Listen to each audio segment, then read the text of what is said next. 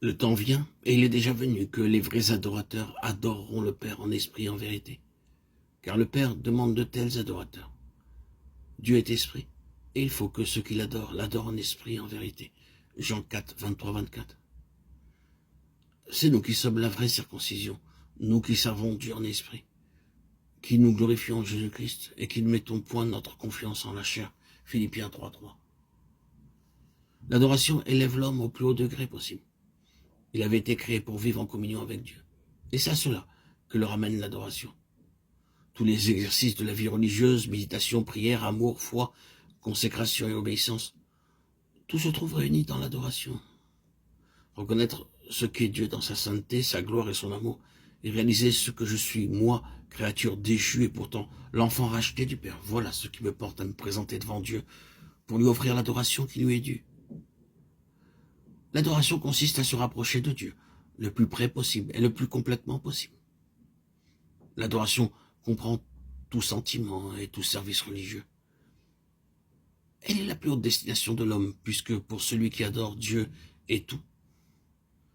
Jésus a dit que, à sa venue sur la terre, commencerait un nouveau mode d'adoration. Ce que les païens ou les samaritains avaient appelé adoration, ce que les juifs même avaient connu de l'adoration selon la loi de Dieu, devait faire place à quelque chose d'entièrement nouveau, à l'adoration en esprit et en vérité. C'est là ce que devait inaugurer le don du Saint-Esprit. C'est là l'adoration qui seule peut plaire au Père. Et c'est précisément pour adorer ainsi que nous avons reçu le Saint-Esprit.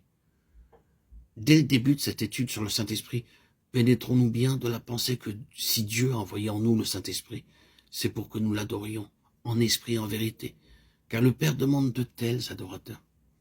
C'est pour cela qu'il nous a envoyé son Fils et son Esprit.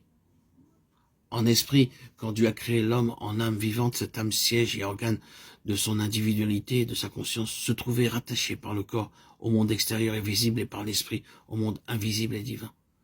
L'âme devait décider si elle se soumettrait à l'esprit et par là à Dieu et à sa volonté, ou si elle s'allierait avec le corps, cédant par là aux sollicitations du monde visible. À la chute de l'homme, l'âme refusa la domination de l'esprit et devint alors l'esclave du corps. L'homme devint chair.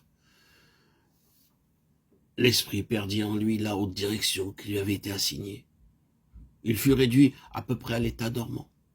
Au lieu d'être le principe directeur, il ne fut plus qu'un captif toujours en lutte. L'esprit est à présent en hostilité avec la chair, terme reçu pour exprimer l'association de l'âme et du corps sous la domination du péché.